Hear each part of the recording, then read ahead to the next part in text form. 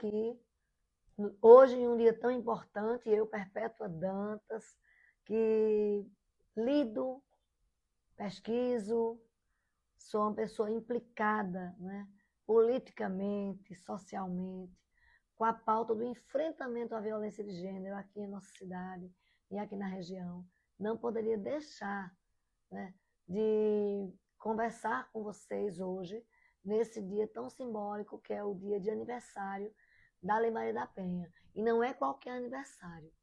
20 anos da promulgação da Lei Maria da Penha. Quando eu comecei a dar o direito penal na SES UNITA, não existia a Lei Maria da Penha. Eu me formei em Direito exatamente 10 anos antes da edição da Lei Maria da Penha. Eu me formei em 96. A lei é editada e sancionada em 2006. Então, eu começo a advogar em 1997, quando ainda faltavam 9 anos para existir esse marco legal tão importante. Então, vocês já imaginem, enquanto advogada militante, porque eu comecei pela militância na advocacia, depois foi que eu me tornei acadêmica, depois foi que eu me tornei gestora, depois foi que me tornei uma pessoa desta cidadania ativa na política. Mas eu comecei essa minha trajetória na luta da advocacia, no chão da advocacia, sem que existisse, né, qualquer advento de uma lei com esse recorte de gênero, com essa importância. Eu estou com um gato aqui me aperreando, tá, Hanna? Dessa musculatura jurídica, que não é só uma lei, é um microsistema legal. A Lei Maria da Penha criou um novo tipo penal de violência de gênero contra a mulher. Não existem tipos penais. Existe um microsistema que articula direito penal, processo penal, direito de família, direito civil, que trata de justiça criminal de uma forma geral e cria toda uma rede que vai procurar aí dar proteção a essa mulher em situação de violência. Mas, estava esperando vocês entrarem aqui, muito obrigada, quem já está por aqui. Eu vou chamar a minha convidada, Karine Oliveira, para a gente bater esse papo, que também é uma pesquisadora em gênero. Karine está fazendo pós-doc, mas eu vou botar ela aqui para ela poder se apresentar. Vamos lá.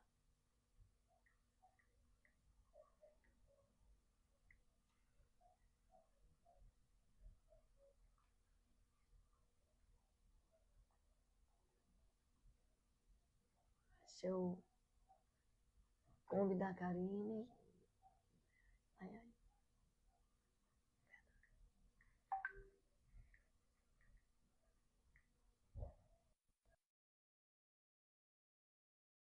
Tá.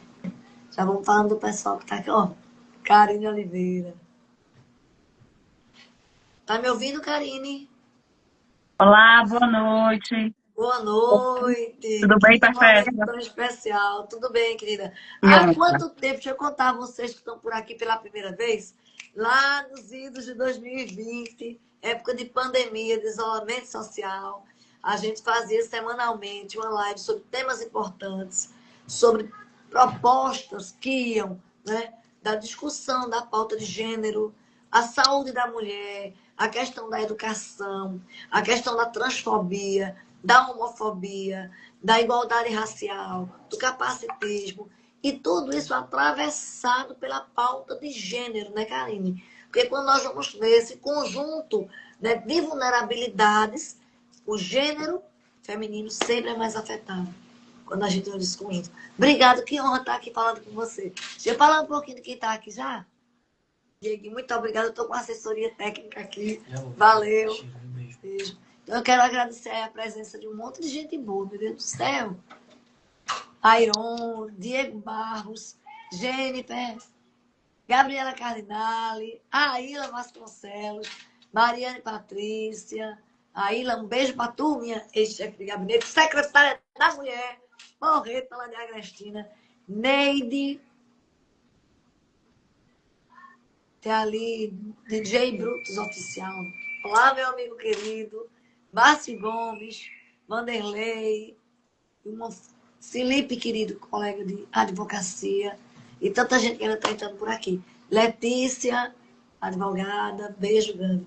Karine, é muito simbólico a gente chegar a 20 anos, viu?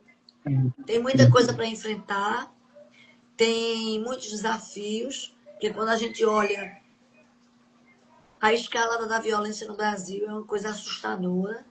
Nós estamos passando por um momento praticamente de genocídio das mulheres, né?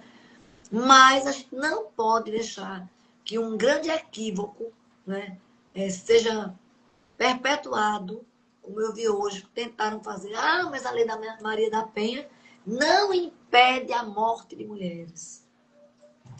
Mas mesmo com 20 anos da lei Maria da Penha, nós temos números altíssimos de feminicídios, estupros e agressões. Vamos desmascarar um pouquinho essa relação cruel que tentam fazer, minha amiga.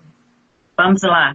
Então, inicialmente, boa noite, Perpétua. Agradeço o convite e agradeço também quem está aqui conosco, né? Participar desse momento de diálogo é sempre se colocar no lugar de escolha do comprometimento com a pauta.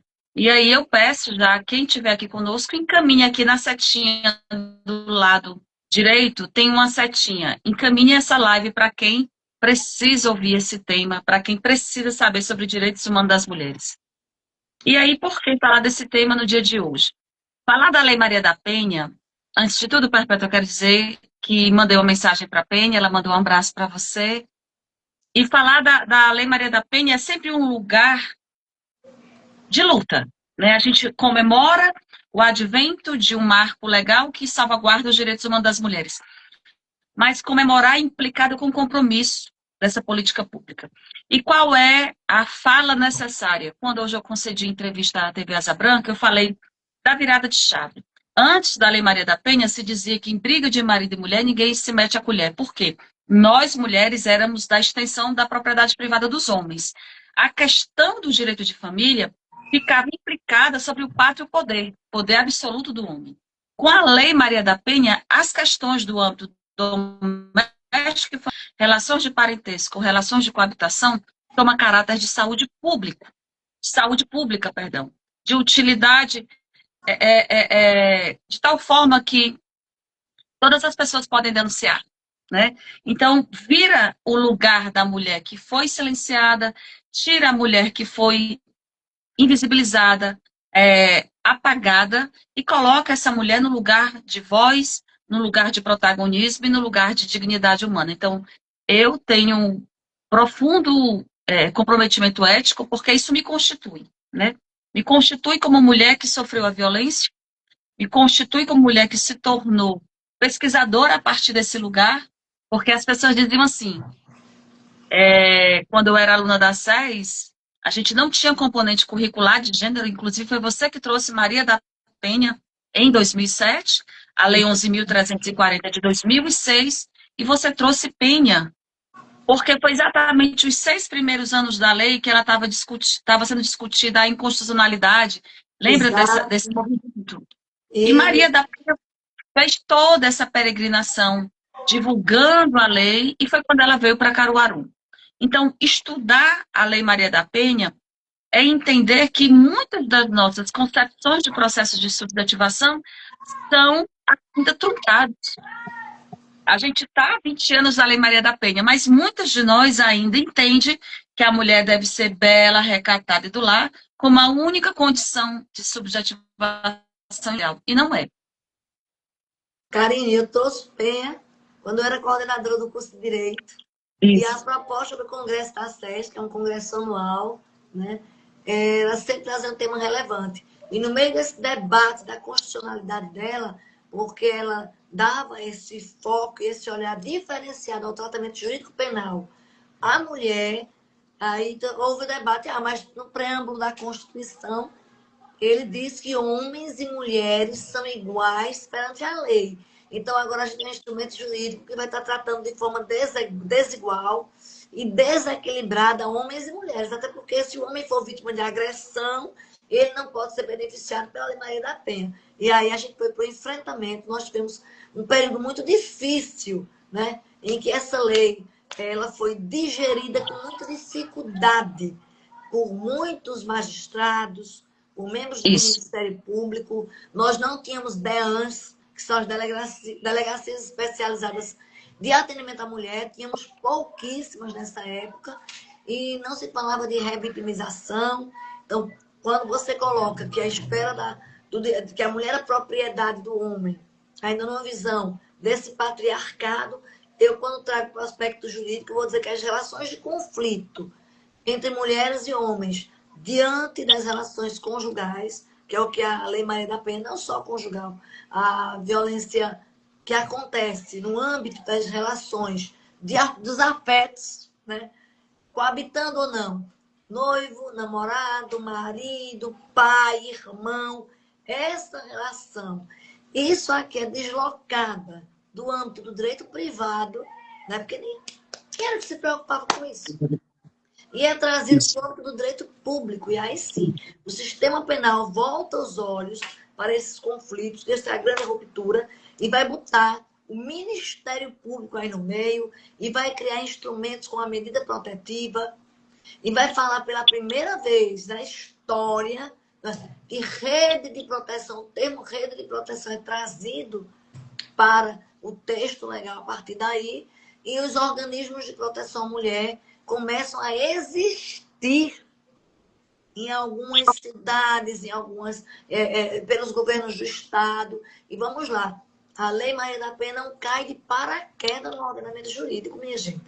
Em 1983, começa essa luta, Penha é vítima de 2 tentativas de feminicídios, e o algoz dela, o agressor, é condenado no primeiro júri a 15 anos, a pena é reduzida para 10, ele não é preso, o júri é anulado, ele vai novamente a júri, a pena, mais uma vez, é estabelecida em 10 anos, e o Brasil é denunciado por Penha, a Corte Interamericana de Direitos Humanos. Então, mecanismo de sanção, né? Então, nasce também de uma luta muito grande. Porque, além de Maria da Penha lutar pela condenação do seu algoz, ela teve que lutar para ser respeitada pelo sistema de justiça criminal em uma época em que não existia instrumento legislativo nenhum que voltasse os olhos de uma forma digna para a mulher. Então, o que ela sofreu de violência institucional, que você sabe bem na pele o que é, né? E o Brasil teve que fazer esforços. A lei é fruto dessa união, da luta de Penha, da luta dos movimentos sociais de mulheres, do movimento feminista, da luta da bancada, ainda minoritária, mas digna, de mulheres. Quando eu falo de Luiz Erundina, uma das grandes baluartes que estava lá naquela época, lutando para que o texto fosse aprovado. E foi uma luta legislativa também. Então, ela é uma união de propósitos. Aí, ela ainda vai sofrer quando é editada, para poder ser acolhida e acatada. Porque nós temos sentenças que mostram o quão o patriarcado constituiu um sistema de poder dentro do judiciário, dentro do Ministério Público, que persiste até hoje, que nós, com 20 anos de Lei Maria da Penha, estamos assistindo revogações de medida protetiva, pedidos de arquivamento de inquérito policial por violência doméstica, encaminhamentos de registros de boletim de ocorrência para outro espaço que não a delegacia, cidades desprovidas de delegacia e de organismos de proteção à mulher, e uma pauta que ainda é debatida de forma muito tacanha, como se fosse uma política de segunda categoria ou uma política mimizenta que não dá volta. Sim. E falar sobre a Lei Maria da Penha, Perpétua, nos coloca a entender sobre... Uma coisa é entender o texto da lei, né? Os 46 artigos. Outra coisa é entender os desafios da implementação da... E aí as pessoas dizem, Karine, mas você fica numa militância que cansa. Minha gente, nós estamos morrendo. Né? Os homens matam a cada 6 horas e nos estupram a cada 2 minutos. Isso ainda são números subnotificados, aonde 60% desses números são mulheres negras. Então, se a gente não falar disso como ordem do dia, nós estamos sendo cúmplices dessa violência. Falar da Lei Maria da Penha é uma condição de fronteira ética. Ou você se posiciona nesse enfrentamento à violência contra a mulher, ou você é cúmplice. Não dá. Depois da Lei Maria da Penha, não dá. E falar da Lei Maria da Penha é falar na implementação dessas políticas públicas. Eu sou profundamente implicada poeticamente pelo artigo 8º, que são as medidas integradas de prevenção, e aí tem exatamente essa caminhada acadêmica. Quando ele fala do Maria da Penha vai à escola, aqui em Caruaru foi política de gestão e política de Estado. E aqui eu quero aproveitar a oportunidade, Perpétua Dantas, para falar das outras mulheres que, assim como você, ocuparam o lugar da Secretaria da Mulher, e para a gente comemorar hoje, Caruaru como esse lugar, como política de Estado, é porque outras mulheres fizeram esse papel da militância, né? Então, que Elba Ravani, Catarine, você e outras secretárias que estiveram nesse lugar garantindo que o Maria da Penha vai Escola ocupasse todas as escolas, todas as unidades da frente. E a importância. Caruaru. Eu acho que a tua conexão tá. Né, que atualmente é. Tô? Eu acho que tua internet deu uma oscilada aí. Vocês estão conseguindo ouvir Karine? Voltou? Voltou, Karine, voltou. Você estava E falando aí, da importância do Maria da Penha vai à escola. e entender a linha dessa construção, dessa luta, que passa pelas outras secretárias, né? Então, faço aqui menção, com muita honra, a Elba Ravani, a Catarine, e a nossa secretária, você que deu continuidade, e a nossa secretária atual, Luana, que Sim. coloca o Maria da Penha vai à escola e a coordenação de formação sociopolítica como frentes de caráter preventivo. Então, centro de referência é um equipamento que acolhe a mulher, mas é pós-violência. E a gente precisa trabalhar em caráter preventivo sempre. Isso. Eu fico muito feliz. A primeira secretária da Mulher de Caruaru foi Luísa Caroline, né? Seguida por Elba Ravani, que era bem novinha, recém-saída do curso de Direito. E eu tenho muita alegria de dizer que Elba foi minha aluna, Caterine foi minha aluna, Luana também, e você que coordenou, né? Que rompeu aí barreiras, a primeira mulher que usou o termo usuária do equipamento do Centro de Referência da Mulher, que foi acolhida pela secretaria, e que coordenou o equipamento também. Isso é um marco histórico muito importante, porque também a gente tira a mulher daquela condição de vitimização, a mulher em situação de violência, e a coloca em outro contexto aí, quando essa, não é brincadeira, quando esse enfrentamento, né, se transforma nessa luta de vida. Isso é muito significativo e muito simbólico. Então, é o que nós queremos, que as mulheres façam isso. Porque quando as mulheres têm a coragem, digo sempre assim, denunciam, fazem vídeo, vão para o YouTube, abrem o jogo, elas encorajam outras mulheres a também denunciarem, a saírem do espaço da vida privada, a não terem medo, a buscarem a rede da forma correta. Então, tudo isso é muito importante. E nós temos mulheres, não são poucas, totalmente silenciadas no espaço doméstico. Essa semana foi divulgado um vídeo que uma mulher ligou para a polícia fazendo de conta que estava pedindo uma pizza, né? E o agressor na sala, e o policial que estava no 190 entendeu, ainda bem que ele entendeu. Aí perguntou se a pizza estava para ser entregue quente, muito quente, tá muito difícil, tá muito quente. E aí isso mostra o quê? Que o espaço da denúncia é o espaço do risco de vida, que é o espaço da casa, né? Nunca o lar foi um local tão perigoso para nós estarmos. Nunca. E aí vem uma segunda camada dessa violência. Quando a gente trouxe o tema da live falando dos 20 anos da Lei Maria da Penha sobre seus desafios, é entender que, embora o artigo 7º fale das 5 formas, violência física, psicológica, moral, patrimonial e sexual, esse rol é um rol exemplificativo, não é rol taxativo. E entender os desafios da Lei Maria da Penha é entender, por exemplo, que tivemos agora o absurdo da violência vicária. Quando essa criança é usada para atingir o outro, né, a mulher. O homem não tem mais acesso a essa mulher, mas o fato deles estarem separados, morando em casas diferentes, em espaços diferentes, não tendo mais a relação interpessoal, isso não significa dizer que a violência tenha cessado, né? O fato da mulher ser pesquisadora, o fato da mulher ter arma, o fato da mulher ser cidade, nada exime a mulher de ser vítima dessa violência. Então, trazer esse tema como compromisso social é fundamental, é a única condição de enfrentamento. E há vários equívocos, por exemplo.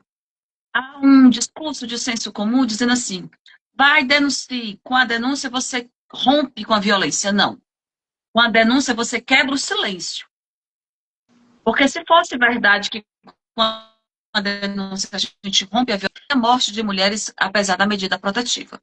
Se fosse essa a verdade, também não haveria outras condições de modus operandi e escalonamento da violência. Então, é importante entender a complexidade da violência de gênero. Sim, inclusive você toca num ponto muito sensível, e a gente hoje está falando de 20 anos, mas por que Perpétua vai falar deste tema? Porque eu sou totalmente implicada com essa pauta. Porque as pessoas precisam saber disso. Quem não sabe tem que entender que isso é uma pauta de vida, de história, de luta, de comprometimento moral, ético, profissional, porque eu atuo principalmente em processos em que as mulheres são vítimas de violência. E que isso foi uma pauta de vida. Eu fui secretária da Mulher em Caruaru, e antes de ser secretária da Mulher, eu tinha uma relação íntima com essa pauta. Tanto é que Karine aí, tá aí Karine, para contar essa história. Eu sim fui vereadora, e na minha vereança, na minha caminhada na Câmara de Vereadores de Caruaru, eu fui uma pessoa que cumpri, né? Eu prestei contas e cumpri a tarefa de legislar, literalmente. E nós temos aqui em Caruaru editada, de minha autoria, a Lei 7002, que proíbe a nomeação de servidores públicos condenados com o trânsito de julgado pela Lei Maria da Penha. Então, você tem um município, mas agora o pacote antifeminicídio também proíbe, mas o pacote antifeminicídio é um instrumento normativo importante e que bom, nós nos antecipamos em 2 anos ao pacote antifeminicídio com relação a esse recorte. Eu tive que ir para a rádio e para um programa de TV dizer que minha lei não era inconstitucional, porque eu ainda fui acusada, né, de inconstitucionalidade. A lei também 6713 de 2021, que instituiu medidas de prevenção ao enfrentamento à importunação sexual de mulheres nos transportes públicos de Caruaru, mostrando nossa implicação e nosso compromisso com a pauta do enfrentamento à violência. E a lei de 7192 de 2024, que é a lei Dona Severina. Essa lei dá nome à lei que já existe e que garante às mulheres em situação de violência em Caruaru, com medida protetiva, né, que tenham prioridade no atendimento na Secretaria de Saúde, na Secretaria de Educação e nas políticas de assistência social. Então, esse aqui é um conjunto legislativo de leis com recorte de gêneros, fora outros que a gente, de acordo com as lives que a gente for fazendo daqui por diante, nos coloca e nos legitima, sim, a dizer, nós estamos em pré-campanha, não está em campanha ainda, a campanha é a partir do dia 16, e eu sou uma pessoa conhecedora da norma e respeito à lei eleitoral.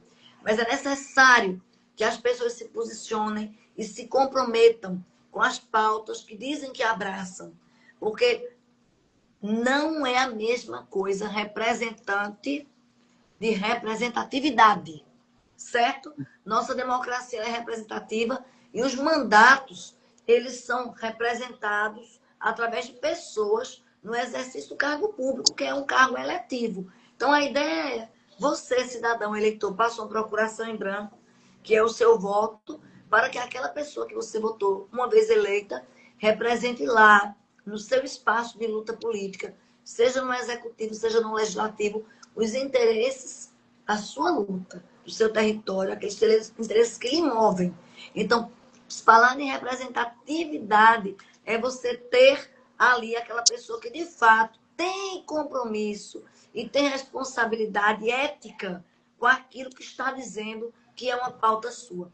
E nós estamos, minha gente, por aqui, de estelionato político, que é aquela pessoa que vai fazer do eleitor massa de manobra somente para ter acesso à esfera de decisão política, para conquistar o voto, e na hora que estiver lá, que tomar posse, esquece desse eleitor, mas volta a afagá-lo e abraçá-lo 4 anos depois. Nosso gabinete na Câmara de Vereadores ficou aberto por 4 anos, fazendo atendimento de manhã e à tarde, principalmente aos vulneráveis, mulheres em situação de violência, crianças, meninas vítimas de abuso sexual e meninos, pessoas desassistidas, encaminhadas à política de assistência social, pessoas trans, pessoas LGBTs que foram expulsas do ambiente doméstico por conta da sua orientação sexual. E isso se transformou em uma política pública importantíssima.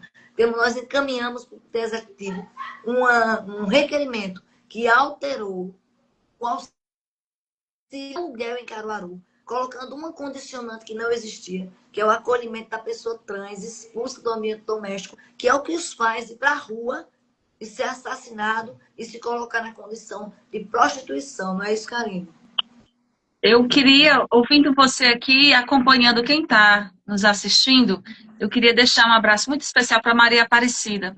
Maria Aparecida foi uma das mulheres acolhida pelo seu gabinete, Beijo, encaminhada para os equipamentos de proteção, enfrentou com muita honra a defesa do direito dela e da filha e das 2 sobrinhas, e hoje é conselheira no Conselho Municipal da Mulher. Então, Maria Aparecida é um dos maiores exemplos, assim como Dona Severina, que está tatuada em mim, é o nome da minha tese de doutorado, que trazem exatamente essa caminhada de luta como ferramenta, né, como instrumento pedagógico que inspira outras mulheres. Então, eu gosto muito, eu estava falando com o meu amigo Benedito sobre Carla Cotirene, que é um dos maiores desafios da Lei Maria da Penha, é trazer essas interseccionalidades. Né? Como é que a gente vai falar de uma mulher que é uma mulher negra, que mora na periferia, que é uma mulher PCD, que é uma mulher cabocla, como Dona Severina, que é uma mulher que não sabe ler e escrever? Como é que a gente vai achar, com um simples discurso de senso comum, vá lá e denuncie, como se todas nós tivéssemos a mesma condição de acesso à cidadania? E não é. Então, quando a gente vê mulheres como Maria Aparecida, como Dona Josélia e tantas outras que tiveram esse lugar, né? Jamila Ribeiro chama lugar de fala. Lugar de fala não é a condição sine qua non de fala absoluta, é lugar social.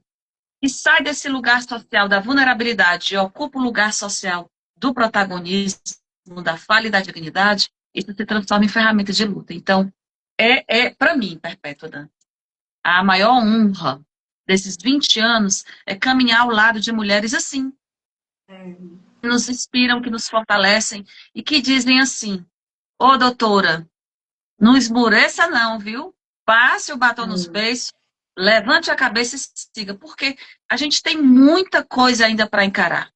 Quantas mulheres ainda podem até saber da Lei Maria da Penha, mas não conseguem. Não acessam a lei. Isso.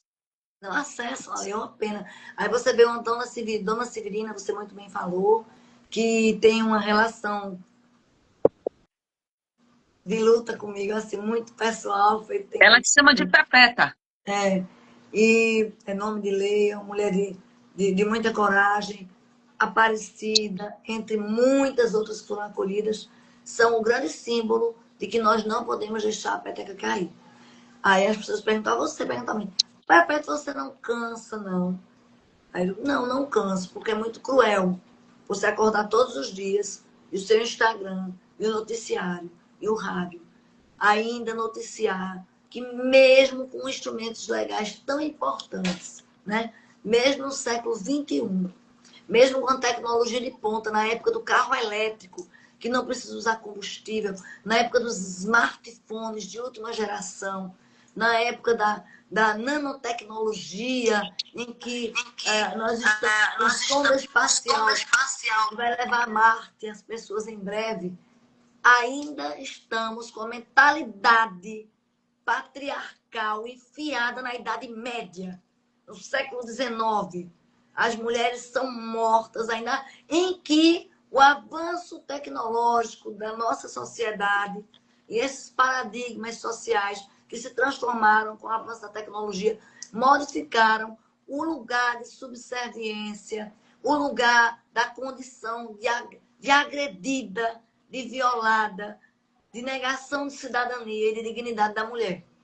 Aí você muito bem colocou, seja ela uma mulher letrada, seja ela uma mulher que conhece os seus direitos, como a policial militar de São Paulo assassinada, como a comandante da Guarda Municipal de Vitória do Espírito Santo assassinada, e mais recentemente a capitã da PM assassinada. Eu ainda coloco a juíza de Florianópolis, todas mulheres que davam palestras sobre a Lei Maria da Penha, que falavam sobre rede de proteção, que a luta pela direito das mulheres fez parte do seu dia a dia, elas foram mortas. Então, esse conjunto, né, de fatores extremamente cruéis que colocam esses mesmos homens que usam essa tecnologia de ponta, que evoluíram do ponto de vista social, tecnológico, que evoluíram no trabalho, onde é que a mentalidade deles está, né? Na idade da pedra, daquela visão que a gente tem imaginária, que o homem agarra a mulher pelos cabelos, com um tacão, isso mostra, e arrasta para a caverna. Então, isso mostra a tecnologia do patriarcado. Veja, a Lei Maria da Penha é de 2006. A condição da leitura do crime de gênero, que é o feminicídio, só veio ser considerado nessa categoria em 2015. De 2015 para cá, o feminicídio cresceu mais de 300%. Então, o problema não é a Lei Maria da Penha. O problema é exatamente a lógica dessa quebra desse padrão de poder. Na medida que essas mulheres, nós mulheres, saímos desse lugar de silenciamento, apagamento social e ocupamos esses espaços de poder, tanto é que nos meus estudos eu faço adesão à corrente de gênero de Joan Scott, que não, a violência de gênero ela não está restrita familiar. A violência de gênero está ocupando todos os espaços que a mulher vivencia. Se essa mulher está no trabalho, ela sofre assédio. Se essa mulher está no espaço urbano, ela sofre importunação sexual. Se essa mulher está na política, ela sofre violência política de gênero. Se essa mulher judicializa, ela sofre violência institucional. Então, se ela está no trabalho, ela pode ser assassinada pelo amigo que não aceita ser chefiado por ela. Exatamente. Então, o silenciamento da mulher é uma tecnologia do patriarcado, é uma tecnologia dessas relações de poder. E por isso que quando a gente fala dos desafios da Lei Maria da Penha, é entender a violência de gênero atravessada com as interseccionalidades. Eu gosto muito de um conceito de Sueli Carneiro, de 2005, que foi inclusive a tese de doutorado dela, que ela chama epistemicídio, que é exatamente o apagamento dos saberes das mulheres. Então, essa mulher ela vai ser aceita se ela for quietinha, bonitinha, arrumadinha e invisível. Na hora que ela começa a ocupar espaços de poder, protagonismo, ter voz, ter posicionamento, exercer autonomia, vamos silenciar. E aí coloca esse lugar que rompem com essa expectativa de gênero no lugar da louca, da mulher desequilibrada, da mulher que não tem educação, da mal educada, né? Do bocão, da Maria Baixaria. E quando a gente traz os desafios da Lei Maria da Penha, vamos fazer aqui um exercício de matemática e projeção. Pernambuco tem 184 municípios. Calculem aí. Como é que a gente vai sair desse lugar do senso comum do discurso que diz vá lá e denuncie, se mais de 60% dos municípios não tem equipamento? Essa mulher vai denunciar onde? Qual a ferramenta que ela vai ter? Aí, quando essa mulher consegue denunciar, a própria estrutura da equipe, do equipamento, que é a equipe multidisciplinar, seja psicólogo, advogado ou assistente social, não tem formação em gênero. Porque, infelizmente, a gente ainda não tem componente curricular nas instituições de ensino superior. Geralmente, as discussões de gênero é uma disciplina eletiva, optativa, ou nos atravessamentos do curso de extensão, pesquisa e extensão. Uma disciplina obrigatória. E aí, essa pessoa vai se formar em direito, vai se formar em pedagogia, em psicologia e serviço social, sem letramento em gênero. E aí vai revitimizar a vítima que está exercendo o seu direito. Olha, Então, só assim, a isso primeira coisa aí. que vai acontecer é ela desistir, porque a denúncia abre a porta do processo de peregrinação. Repare bem, calcule aí quantos equipamentos eu vou trazer. Eu sou acolhida pelo centro de referência. Do acolhimento, eu sou encaminhada para a delegacia registrar o boletim de ocorrência. Da delegacia, eu vou para o IML fazer o traumatológico ou o sexológico. Do IML, eu vou para o Poder Judiciário para poder pedir a medida protetiva de urgência. Depois, sou acompanhada pela Patrulha Maria da Penha. Se houver descumprimento da medida protetiva, aciona a Patrulha Maria da Penha. Só aqui já vai 7 equipamentos. Se não houver essa política pública integrada, a mulher vai ser revitimizada pelo próprio Estado. E aí foi o que eu trouxe na minha tese, só muda de nome. Deixa de ser o pai, o irmão, o companheiro ou o avô e passa a ser agora o Estado. Entende Perfeito. qual é o desafio da Lei Maria da Penha? E aí Então, essa rede articulada depende, minha gente, vejam só, cara, de política pública. Precisa de gente comprometida. Vocês acham que um deputado que não tenha compromisso com essa pauta, ele vai botar dinheiro de emenda parlamentar num CREAS e uma patrulha Maria da Penha para aquisição de uma viatura específica para naquele vai investir para que o município, o prefeito receba verba para manter um centro de referência da mulher com psicóloga, com assistente social, com advogada, porque não adianta criar equipamento sem capital humano. Esse prefeito tem que ter dinheiro para investir em formação em gênero nas escolas, nos postos de saúde, em toda a rede do município de saúde, de educação, porque não adianta ter a lei se aquela mulher não vai conseguir acessar as garantias legais que a lei está ali colocando à disposição delas. Por isso, uma coisa tem a ver com a outra. Você, quando tem uma pessoa que tem compromisso, quando eu estava na Câmara de Vereadores, que eu dizia, olha, eu fiz um plano de vereança, eu tenho uma proposta. Então, eu quando chegar na Câmara, a gente vai começar a instrumentalizar, a materializar aquela proposta. Isso se alinha com o que eu sempre digo, quando eu converso com Karine e com Elba, com os grupos que eu trabalho nas mesas, na praxis que a gente fala. Não adianta eu ser uma carta de boas intenções, Karine, e ser uma pessoa que a escrever uma dissertação, uma tese, está no pós-doc, eu tenho um artigo científico, sim, meu amor, mas no teu dia a dia, que tipo de entrega? Quantas mulheres você passou pela Secretaria da Mulher em brancas nuvens ou você deixou uma estrutura nesta secretaria que até hoje eu agradeço a Luana Marabuco, agradeço ao prefeito Rodrigo Pinheiro, porque o tronco principal da secretaria está lá com as coordenações, com os eixos de enfrentamento à violência, com a forma estruturada do centro de referência.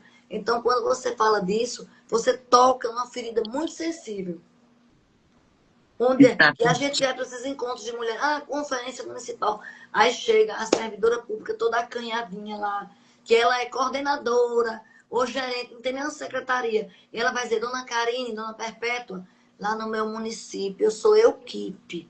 Sou eu sozinha, ou no máximo eu e outra pessoa. A gente tem uma salinha no prédio da prefeitura, no prédio da assistência social. A gente não tem carro. Quando a mulher apanha, é vítima de uma ditadura feminista. Isso é a realidade. Em Pernambuco, dos 184 municípios, só 17, só 15 tem delegacias especializadas. Dessa 15, só 7 funcionam em regime de plantão. Então, quando a gente está falando disso, na ausência da política pública, eu quero, inclusive, aqui mencionar a participação de 2 pessoas que, para mim, são caras, Josilene e sua irmã, Jace, que são de movimentos sociais feministas, né? Na ausência da política pública, muitas das vezes nós nos valemos dos movimentos sociais, porque, inclusive, foi o meu caso, né? Então, a gente, quando fala dos desafios da Lei Maria da Penha, é entender essa complexidade não como um bloco fechado, mas entender a incidência dessa política pública em cada território. Cada município, ela tem uma condição específica dessa implementação, né? E aí esses atravessamentos, quando eu falei de Jace aqui, que é a presidenta da Comissão da Mulher, advogada da UAB lá de Olinda, é manter esse diálogo. Então, veja, uma instituição que promove, que incentiva, que fomenta, cresce. E isso só foi possível porque ela tem essa formação feminista, porque ela vem de constituição e de subjetivações de movimento social. Então, não é simples. E quando Não, você não tem compromisso com a Lei Maria da Penha, que não estuda gênero, você vai dizer, a culpa é da lei. A culpa exato. não A é da lei que lei. não funciona, a A lei que culpa é não de tem quem não tem efetividade. compromisso com a vida das mulheres. E eu tinha aqui, veja só, pano para manga, falar sobre educação em gênero, para a gente poder trabalhar no futuro uma política preventiva, dar uma live, falar sobre as atualizações da Lei Maria da Penha, porque são Sim, muitas da outra live. E eu tenho que falar sobre a sobrecarga em virtude do crescimento da escalada de violência.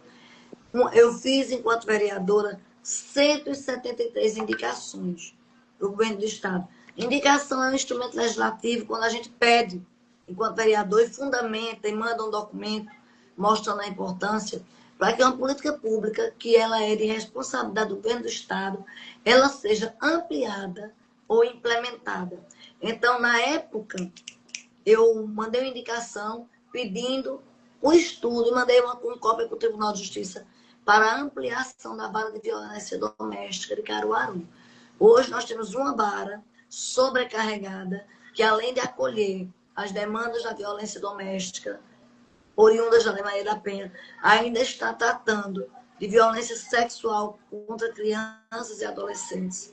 Porque também não temos um DPCA aqui em Caruaru, que foi outra luta nossa. Não temos uma delegacia de proteção à criança e ao adolescente. E na época a gente encaminhou para o Tribunal de Justiça do Estado para que eles fizessem um estudo, porque é só ver a quantidade de processos em andamento. Aí isso trava muita coisa. Demora em audiência, demora de medida protetiva, demora de medidas de urgência, demora de prorrogação, réu que demora a ser preso, e nesse vácuo, que é coisa demais, uma mulher pode ser morta. Então, quando a gente fala de política pública, é aquela pessoa que esteja mirando naquela política. O que é que para ti é importante? E você trabalha com pessoas implicadas nessas pautas. Então, às vezes, é muito sofrido. A Perpétua vai lutar por ponto, por calçamento, por obra de infraestrutura. Também luto. Ontem eu estava lá com o Karine e com o Andrews, reunida com ele, com o secretário de obras de Caruaru, porque semana que vem eu vou começar a andar dentro de Caruaru para falar de infraestrutura também, que a gente precisa. Isso é um componente que melhora também o índice de desenvolvimento humano, certo? Ninguém está dizendo que infraestrutura, melhoria da condição, principalmente dos bairros periféricos, não impacta na vida de uma pessoa, claro. Mas o que a gente fala é que a importância de uma obra de infraestrutura, ela muitas vezes é bem vista aos olhos de determinado segmento que não enxergam as políticas outras, política de assistência social, de proteção à mulher, de proteção à infância, de proteção à pessoa idosa, de proteção à pessoa com deficiência, como se essas outras políticas aqui fossem políticas de segunda categoria. E eu desafio dizer aqui, no nosso território, Karine, na nossa geografia, porque eu falo de Caruaru, né? Uma pessoa que milite nessas pautas, militando com serviço prestado, com entrega, com serviço, que possa dizer, eu bato no peito e digo, tenho legitimidade para estar nessa caminhada. Por isso, hoje, eu estou inaugurando essa live, e você que está aqui me vendo, divulgue. Vai ser toda sexta-feira, de 7 às 8 da noite, discutindo, debatendo os temas relevantes, os temas que implicam responsabilidade social, política pública e compromisso de cidadania. Que é assim que a gente tem que caminhar. E a gente tem que ser inspiração para as mulheres. Eu tenho medo, sabe por quê? Que as mulheres têm medo de ocupar o espaço da política. Daqui a 20 anos, quando a Lei Maria da Penha fizer 40 anos, se a gente não bater o pé e ficar aqui resistindo, nós não vamos ter nenhuma mulher na política. Porque a política é um espaço hostil. Além da pouca representação, não temos representatividade das pautas, né? Porque não é toda mulher que me representa. Não, Essa de dinâmica, jeito muito nenhum. Tem ocupando os mulher aí espaços de lutando. poder, reproduzindo o mesmo padrão. Tem mulher aí lutando pelo fim da cota de gênero. Tem mulher lutando para que nós não sejamos mais meira, do homem no inventário, né, que não sejamos herdeiros também dele. Tem um monte de projeto de lei tramitando hoje no Congresso Nacional que encurtam, né, e aniquilam e neutralizam direitos nossos historicamente conquistados. Então, se a gente não bater o pé com firmeza e não dissermos nós vamos estar aqui, as políticas públicas para as mulheres continuarão a ser tocadas pelos homens. Lá na Câmara de Vereadores, quando eu fui vereadora, eu não fui da Comissão da Mulher. Eram homens. Nós vamos ter histórias. Eu fico pensando nas câmaras de muitos municípios do Brasil que não tem representação feminina, toda política voltada para a mulher é construída por homens. Por que é que a gente está com tanta dificuldade, minha gente, de passar o texto do projeto do PL da misoginia? E eu sou criminalista. Nós vamos ter um pacto, certo? Entre a bancada da bala, a bancada conservadora, né, de extrema-direita, fazendo coro para o projeto não passar. Mas nós vamos ter também uma bancada e várias mulheres eleitas pelo voto popular que estão silenciadas, que estão caladas com o PL da misoginia. Então, a gente também tem que falar em representatividade, tem que falar sobre esses temas e de que maneira esses temas atravessam diretamente a vida da gente. Eu, enquanto advogada, me deparei ontem com um inquérito policial que o promotor mandou arquivá-lo porque entendeu que não havia materialidade para apresentar, para oferecer a denúncia, um crime de estupro de vulnerável. Nós estamos chegando numa época que na Lei Maria da Penha e nesses instrumentos normativos que falam sobre os crimes contra a dignidade sexual, a exemplo do Código Penal, a palavra da vítima pesa muito. Pesa muito. Agora, o caso Mariana Ferrer só foi anulado no STF depois de quantos anos? E era a palavra dela, que era a mesma palavra dela, desde quando ela foi ouvida na delegacia, no juízo de primeiro grau. E essa moça teve que esperar. Então, o que está acontecendo é que a palavra da vítima está sendo desconsiderada. O judiciário está tratando medida protetiva como se fosse histeria. As mulheres agora estão histéricas. Por qualquer coisa, querem medida protetiva. E está havendo um uso excessivo da Lei Maria da Penha. Eu li, Karine Oliveira, uma decisão que disse que revogou a medida protetiva, porque disse que o uso da Lei Maria da Penha foi totalmente equivocado e que houve um excesso por parte da mulher. Nessa sua fala, eu quero fazer, inclusive, aqui menção ao que aconteceu, né, essa semana, o caso da criança Gustavo, de 3 anos. Veja, a mãe estava com medida protetiva, veja a incoerência do que eu vou trazer. E aí, quando eu digo que o Poder Judiciário é cúmplice dessa violência, é exatamente a partir de casos como esse. A mulher estava com medida protetiva contra o autor da violência, o pai da criança, o ex-companheiro, mas esse mesmo Poder Judiciário que dá a medida protetiva garante a visita dessa criança. E aí, essa visita sem ser assistida, sem ser monitorada, a criança já tinha dito que esse pai batia e maltratava, né?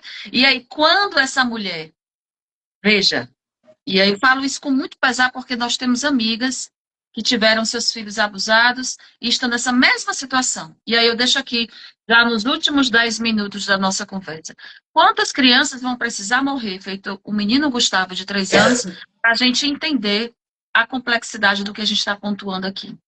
E aí essa mãe, quando defende o interesse da criança, não deixando ela ir para essa visita que não respeita seus direitos, esse mesmo Poder Judiciário acusa essa mulher de alienação parental. Aí, tendo que cumprir uma decisão judicial, entrega a criança para um autor da violência, para aquela criança ser de novo violada. E aí eu te pergunto, quem é que responde por isso? Né? Então, isso mostra que esse juiz, esse promotor, esse delegado, enfim, todos os operadores da Lei Maria da Penha precisam entender essas complexidades da violência. Não dá para a gente estar falando de uma coisa como se ela fosse uma situação solta e pontual, sem ter ligamento com os demais. Quantas crianças, quantos Gustavos vão precisar morrer nas mãos de pais violadores para poder a gente falar e entender o que é a complexidade da Lei Maria da Penha? E nesse Né? caso que eu falei, do crime de estupro de vulnerável, que é aqui em Caruaru, viu? É bem perto de tudo que acontece, é bem perto da gente. A mãe da criança que denunciou está respondendo o processo, certo? Por conta do agressor, que é o estuprador, né? Que agora vai ter o inquérito arquivado e essa mulher está desesperada assim. Então são coisas que a gente vai olhando, vai ver como nós precisamos que essa luta se fortaleça, que a gente tenha também um olhar com cuidado para ver que a gente precisa conversar com as instituições, falar sobre formação em gênero, né? E como o letramento em gênero é importante, desde a tenra idade. Porque se nós tivéssemos isso, Karine, a gente já chegava, os meninos já chegariam lá, quando tiver com a canetinha na mão, na sua atividade judicante, em qualquer espaço, já teria o atravessamento dessa pauta para se implicar com a responsabilidade dos seus atos, né? Porque é muito fácil dar uma canetada e seguir para casa em paz, quando aquela canetada foi justamente o que possibilitou uma tragédia acontecer, né? Então, a desresponsabilização institucional é trazida à tona. Minha gente, vou falar aqui nessa parte final. Nos últimos minutos. Tem muita coisa para ser dita sobre as mudanças legislativas, mas tinha também essa questão que eu comecei a ficar aqui. E nós temos uma importante decisão, certo? De uma das turmas do STJ, que decidiu com relação à Lei Maria da Penha ser aplicada nas relações homoafetivas entre mulheres. Não há mais nenhuma dúvida que é possível. E aí nós temos pacificado num recurso 141, lá de Santa Catarina, relatada pelo Rogério Schietes Cruz, que garante, assim como a lei se estender também para mulheres trans. Então, pelo amor de Deus, a lei não beneficia homens.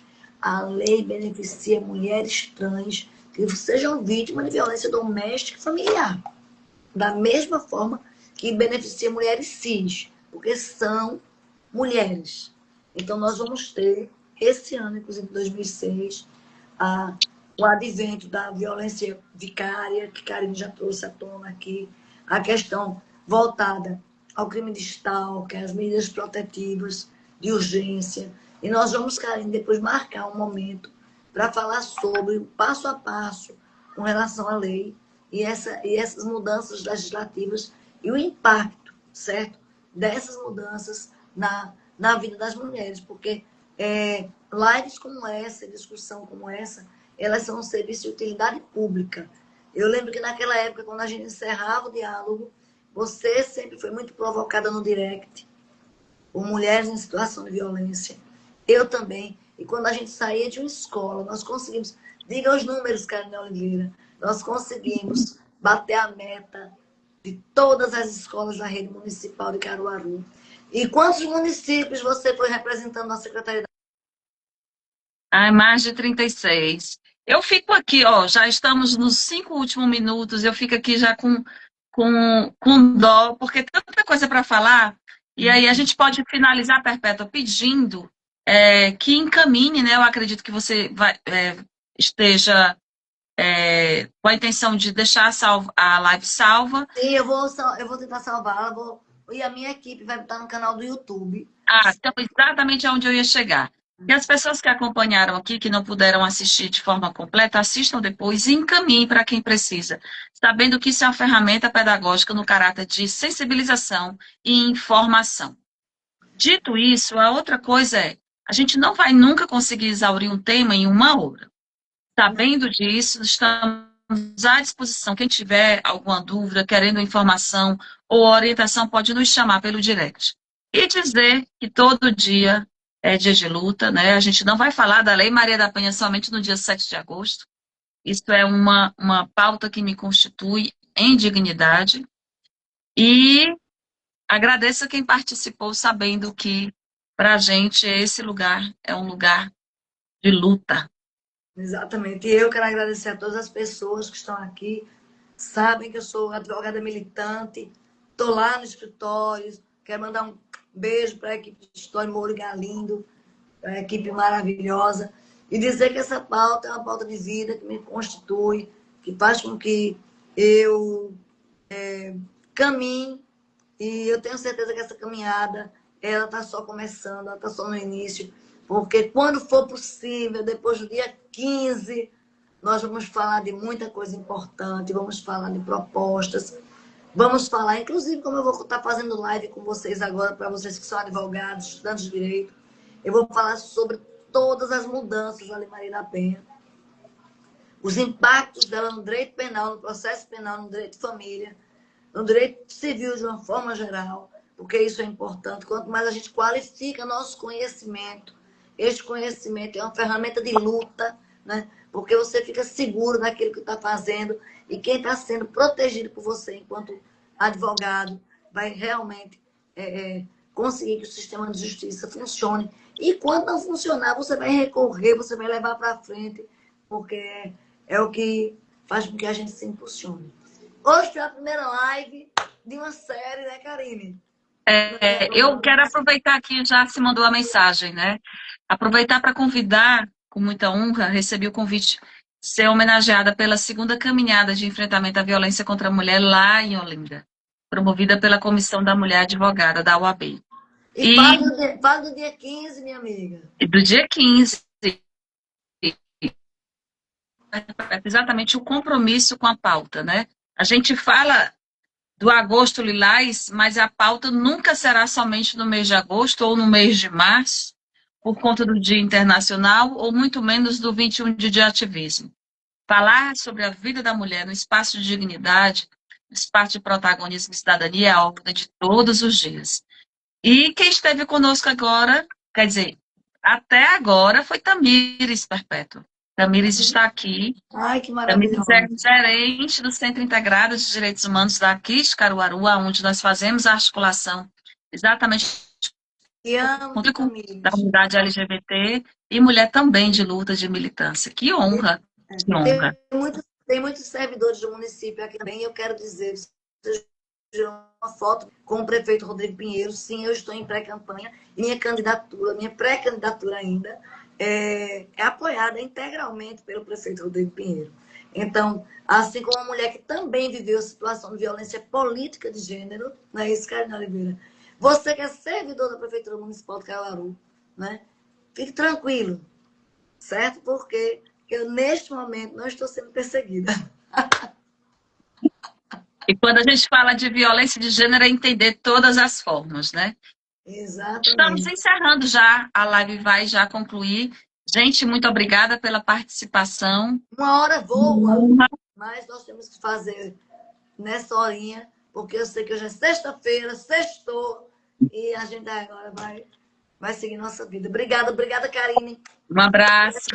A Tchau. luta sempre continua. Vamos embora. Me sigam, acompanhem os stories, acompanhem os vídeos, compartilhe, curta e acompanhe mesmo e marquem as pessoas e digam, olha, tem uma mulher arretada de Caruaru que é pré-candidata, certo? E que a gente acredita nela. Depois do dia 15 é que a banda vai tocar de outra forma. Valeu, minha gente. Tchau, boa noite. Beijo.